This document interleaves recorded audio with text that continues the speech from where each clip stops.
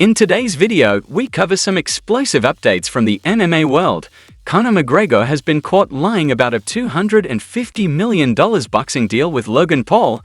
Khabib Nurmagomedov has extended an invitation to Belal Muhammad to train with Islam Makhachev and mma-Nurmagomedov. And Alex Pereira's latest announcement has fans buzzing. Not about if he'll fight, but who his next opponent will be.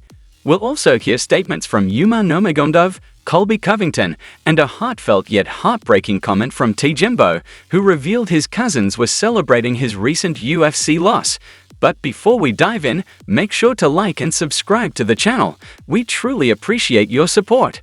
Now, let's get started.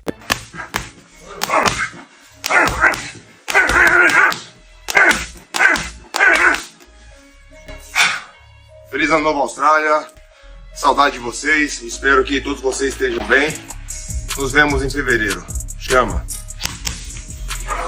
Alex Pereira's recent announcement has left fans speculating, not about if he'll fight, but who his next opponent could be. Pereira recently dismissed Nurmagomedov as a potential rival, further deepening the mystery around his future matchup. Known for its unpredictable matchups, the UFC might surprise fans at the Sydney event. If Ankalaev isn't the opponent, an exciting option could be Khamzat Chimaev. A showdown between Pereira and Chimaev would undoubtedly rank among the most electrifying fights of the year, though logistical and timing issues might complicate such a pairing.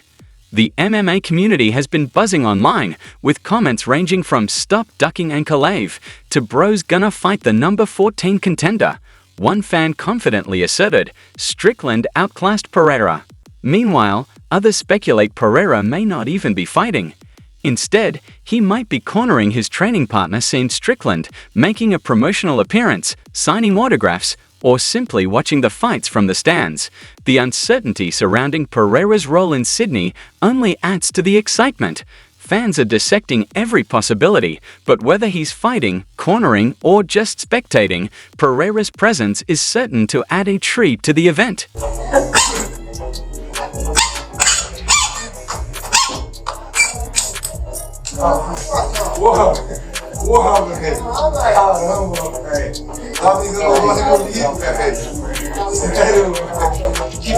As for Khamzat Chimaev, Robert Whittaker believes he will finish 2025 as a UFC champion. What about middleweight? Who do you think is champ by the end of 2025? I'd have to say Chimaev, eh? I'm going to say Chimaev. I just think, I think his grappling's so good. He's so good. Chael Sonnen has openly dismissed rumors of a potential $250 million fight between Conor McGregor and Logan Paul in India. The speculation began with a fake post on X posing as boxing journalist Michael Benson, which claimed the fight would take place at Wankhede Stadium as part of the Indian government's Visit India campaign, funded by the Ambani family. McGregor added to the buzz by reposting the claim on Instagram, igniting excitement among fans. However, in a recent video, Sonnen debunked the report, stating it was entirely fabricated. Former champion that's a star of the mixed martial arts, his name is Conor McGregor. He is claiming that he's going to get $250 million to go box Logan Paul in India for a billionaire investor who wants to bring attention and tourism to India. I scroll down a little bit, and there is an article on a former boxing champion who's a very good star named Tyson Fury, who says he is going to switch sports.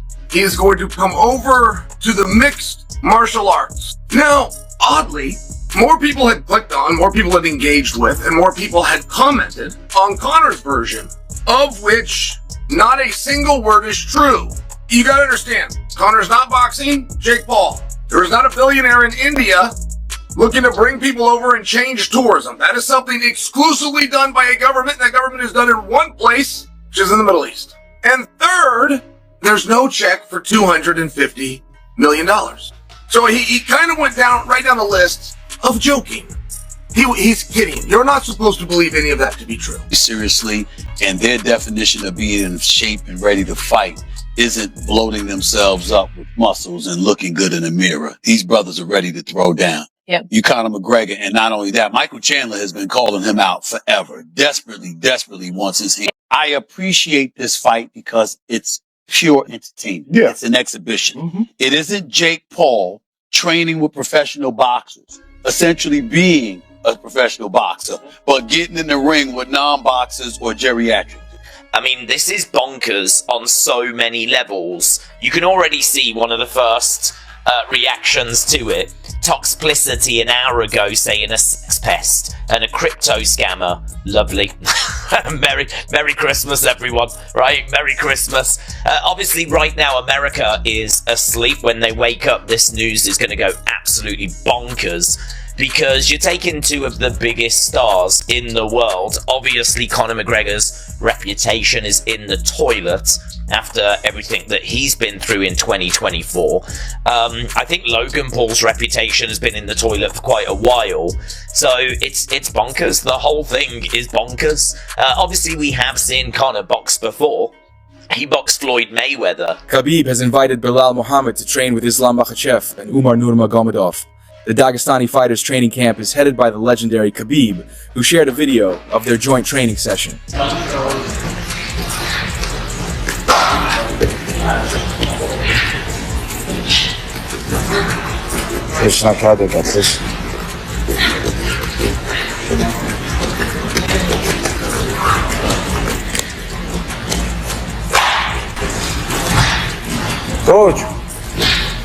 Coach.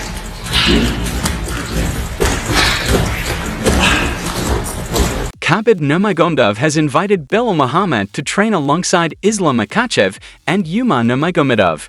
The Dagestani fighters training camp, led by the legendary Khabib, recently shared a video showcasing their joint session. You said it's a fight and anything can happen. Maybe he could beat you. How? If Merab wins this fight, how do you think he would beat you? He will not. I can't imagine how he will beat me. He can hold me. Okay. Maybe he will take me down one time, but he has to hold me there. He can't. And he has to punch. Like, it's not gonna be how he did always. I'm not the person who will going to, like, you know, crazy. Like, I can wrestle too. Don't forget about it. But I can finish you. If you will leave me get back, I'm gonna choke you. Be careful.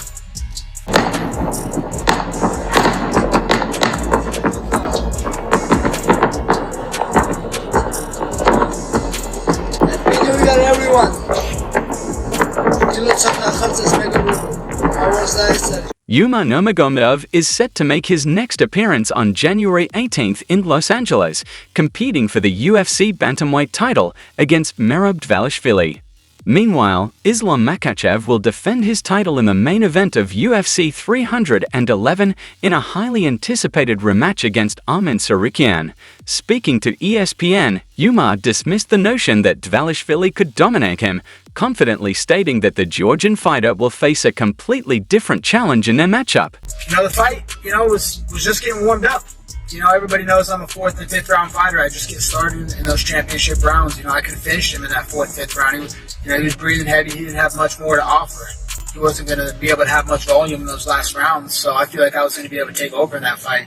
It was a close competitive fight. He didn't outclass me. He didn't drop me. He didn't really hurt me. There was a little cut that happened. I rewatched the film. It was like minute 2. And it was like a headbutt or right off his hip or something, but it wasn't from a punch. So, that's the only thing that really limited my potential to be at 100%. It's unfortunate. It sucks, but, it's out of my hands.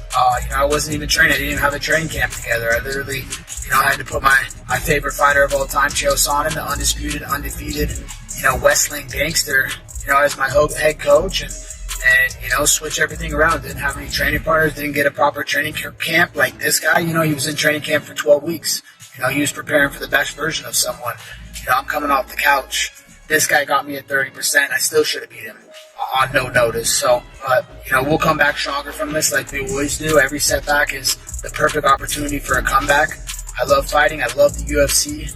And I love proving people wrong, so they're going to be surprised for what's in store in the future and how motivating I'm going to be. I'm going to get back into training camp, and I'm going to grind like I've never grinded. I want to go out on top, and I want to finish my career the right way and leave a great legacy where people remember me as one of the greatest welterweights of all time. Colby Covington has addressed his loss at UFC Tampa, attributing the outcome to a headbutt from Buckley that he claims changed the course of the fight. Stopped by a doctor's decision, Cummington argued that the clash of heads was the turning point. He insisted he could have finished Buckley in the later rounds, particularly the 4th or 5th, if the fight hadn't been stopped prematurely. When I go online, like one of my cousins, I can't speak his name, but like he messaged me like the day after I lost this last fight. Some of my cousins were celebrating my loss. They were all celebrating my loss. And he sent me a video of them in a place where we were 15 years ago. This small circle in Danun, when it's a slum, like when you call it, it's like a slum. And these cousins of mine were celebrating my loss. And do you know how much that eats you? Because all I try to do is better for everybody. And I might not directly help you, but like maybe I build a well for the community, and then one person gets angry that why did you build the well? It's close to this guy's house, not that person's house. If someone will message you and say, can you give me 5,000? Where will I get? People think that I'm in the UFC, I'm a millionaire. I'm not. Maybe one day I will be. But like, it's the reality that I'm not, and I cannot afford to do that. And imagine if you have 20 people coming to you and saying the same stuff. And new case for you. It's all cleaned up and ready for you, man. You're gonna come here. Go, go, go! We got aggressive here. Let me help you. That's all for today. If you enjoyed the video, please like and subscribe to our channel. We'd really appreciate your support.